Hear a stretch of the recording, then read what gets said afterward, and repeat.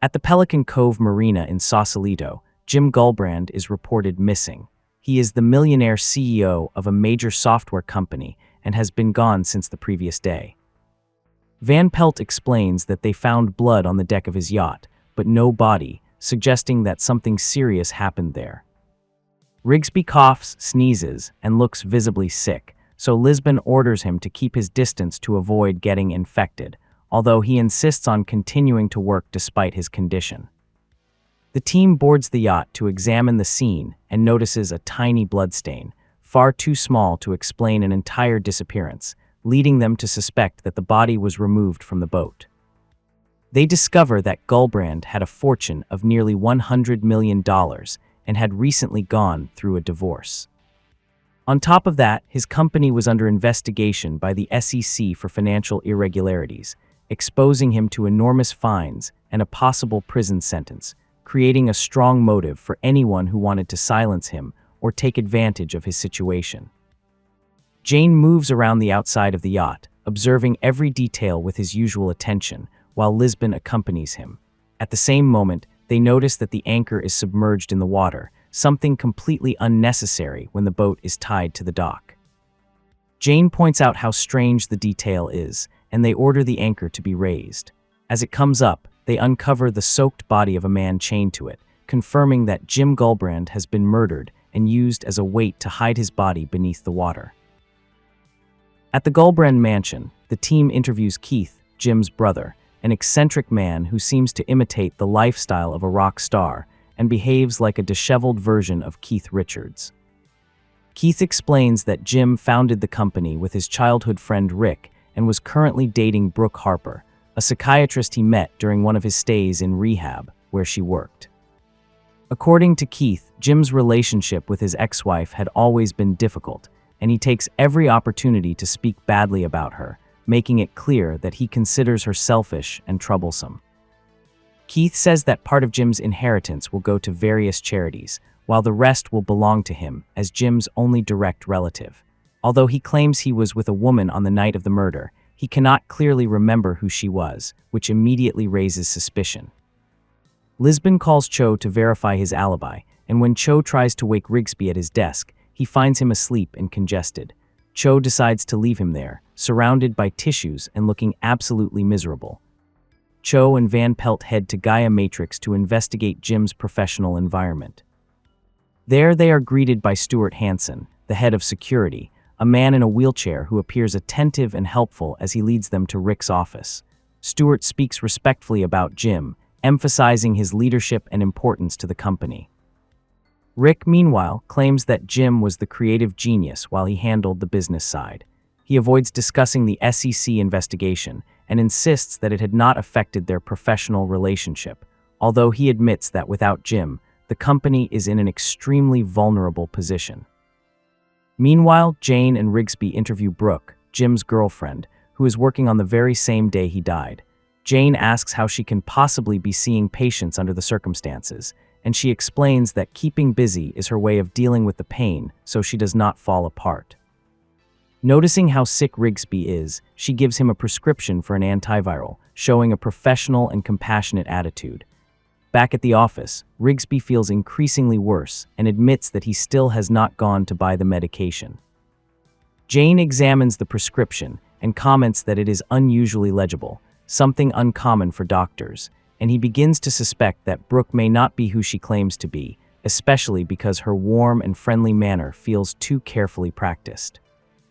Van Pelt checks her professional records and discovers that, according to the official information, Brooke is 64 years old, which does not match the attractive young woman they just met at all, strengthening the theory that she is an imposter.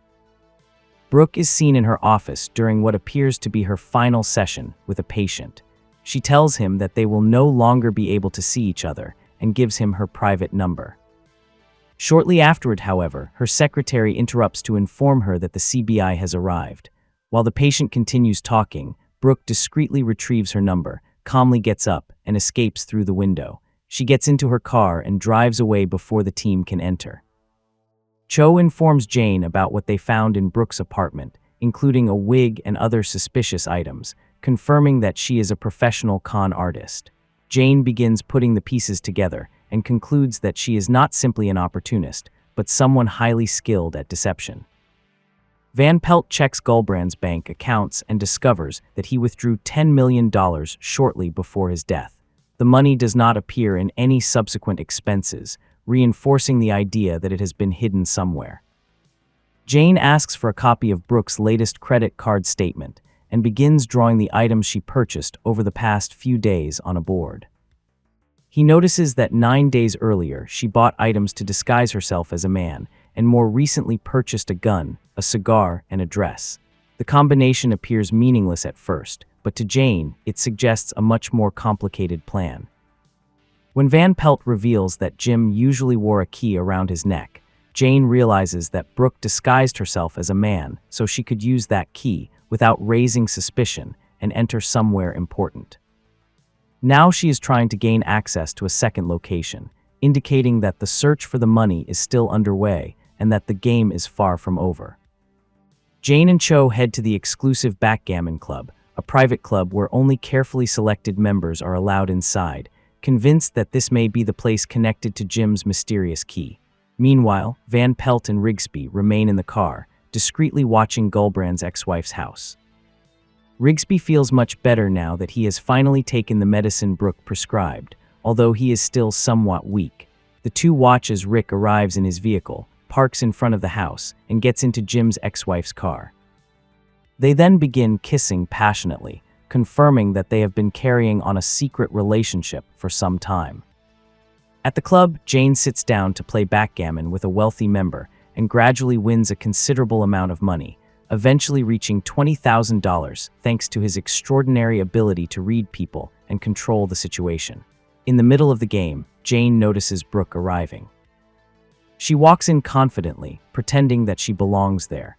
When the aristocrat is about to write her a check, Jane calmly admits that he has been cheating by manipulating the dice, disarming the player with his shameless honesty.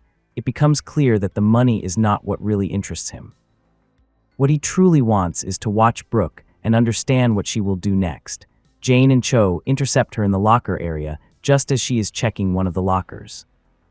Inside, they find a cigar box filled with cigarettes, but not the money they were expecting, making it clear that this is not the main hiding place. Even so, Brooke is arrested and taken away for questioning. During the interrogation, Jane enters with his usual relaxed attitude and deliberately lies about how they managed to find her, causing her to instinctively lie as well about her true identity. Brooke claims that Jim gave her the key and that she was deeply in love with him. She pretends to be shocked when the existence of the hidden $10 million is mentioned, although her performance is not convincing to Jane. Van Pelt speaks with Jim's ex-wife again, and she admits that she began dating Rick shortly after the divorce. She also suggests that her marriage to Jim had been a constant struggle over control, money, and power. Rick, meanwhile, confesses to Rigsby that he hid information to protect the company's stability. He is surprised to learn that Jim had been cooperating with the SEC investigation, suggesting that Jim had decided to save himself even if it meant bringing the company down with him. Jane interviews Stewart, the head of security, who admits that Jim once asked him where he could hide a large amount of money so that nobody would ever find it. Jane tells him that Jim's key did not work at the club and that Brooke is being held in custody, which visibly makes Stewart uncomfortable. He explains that he advised Jim to hide the money somewhere outside any personal property, somewhere completely off the radar, far from his everyday life, and in a place nobody would ever associate with him. The suggestion immediately creates new suspicions. Jane returns to the interrogation room with Brooke and presents her with a carefully constructed story, suggesting that she took the original key and had a copy made, only to become frustrated when she discovered that the copy did not work. As he talks, Jane casually plays with the key and drops something into her purse without her noticing, a small tracking device that will allow the team to follow her every move. Jane then reveals that he already knows her real identity. Her name is Lindsay Smith, a professional con artist from San Diego. He also suggests that there is more to her than simple greed, an ambition that constantly pushes her to go further. Before leaving, he wishes her good luck and deliberately places the key on the table, giving her the perfect opportunity to make another mistake. Just as Jane predicted, Brooke takes the key, convinces the agents that she needs to leave, and manages to walk out of the interrogation room. Jane watches her leave with a satisfied smile, certain that his trap has worked. Van Pelt tracks the device from her computer and explains that her father used to call these kinds of maneuvers gum games because sometimes you fool the other person. And sometimes you end up with gum stuck in your hair, never knowing which way things will turn until the very end. The team tracks Brooke to a train station, where they see her arrive in a van. To their surprise, Brooke pulls Stuart out of the back, pushing him in his wheelchair while pointing a gun at his back. They move toward the storage lockers, but the wheelchair cannot fit through the narrow entrance, so she orders him to stay where he is while she opens one of the lockers. At that moment, when Brooke bends down to retrieve a bag, Stuart suddenly stands up completely naturally and walks without difficulty, revealing that his disability was fake. He lunges at her, takes the gun, and grabs the money, but before he can escape, the team intervenes and takes him down. Brooke tries to walk away calmly, pretending that nothing concerns her, but she is also arrested, leaving both of them finally in custody. Back at headquarters, Lisbon goes over the long list of false identities Stuart has used throughout the years, making it clear that he is a professional con artist who has always lived behind multiple masks. Stuart cynically comments that people trust those in wheelchairs, that nobody suspects someone who appears weak, and that this has allowed him to move around without raising alarms, manipulate situations, and observe others without being observed himself. Jane then explains exactly how everything really happened, reconstructing each step with his usual precision. He explains that Stuart went to the yacht on the night of the murder to retrieve the key Jim was carrying, knowing that it could give him access to the hiding place where the money was stored. When Jim refused to hand it over, Stuart chained him to the anchor and threw him into the water, making sure the body remained hidden beneath the surface. However, Stuart could never have anticipated that Brooke, while carrying out one of her own schemes, had switched the real key with an identical copy. That move ruined his original plan and forced him to continue playing a dangerous double game. Stuart, visibly furious, complains that he spent 6 months pretending to be paralyzed, enduring the discomfort, humiliation, and constant scrutiny, and demands to know why Jane ever suspected that his disability was fake. Jane calmly explains that whenever he meets someone in a wheelchair, he looks at the wear on the soles of their shoes. People who genuinely cannot walk almost never show wear in that particular area, while Stuart had obvious signs of use. Jane adds that he has been using this little trick for years and that this is the first time it has actually paid off. He admits that he finds the result deeply satisfying, almost like a personal victory. Later, Jane visits Brooke in her cell. He honestly tells her that he wishes he could set her free because he recognizes her talent, intelligence, and incredible ability to adapt, but she understands that her luck has already run out.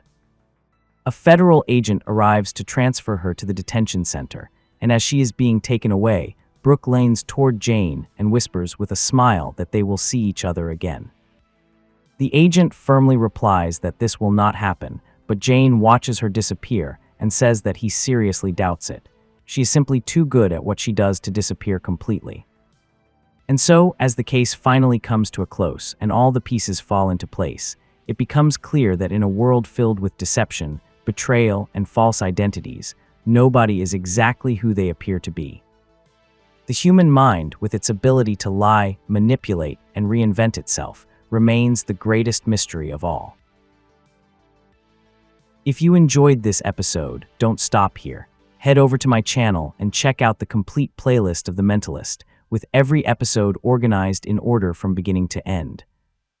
Watch the full series, follow Patrick Jane's journey, and discover all the hidden details, mysteries, and secrets along the way. And if you enjoyed this video, don't forget to leave a like and subscribe to the channel for more The Mentalist episodes, breakdowns, and stories.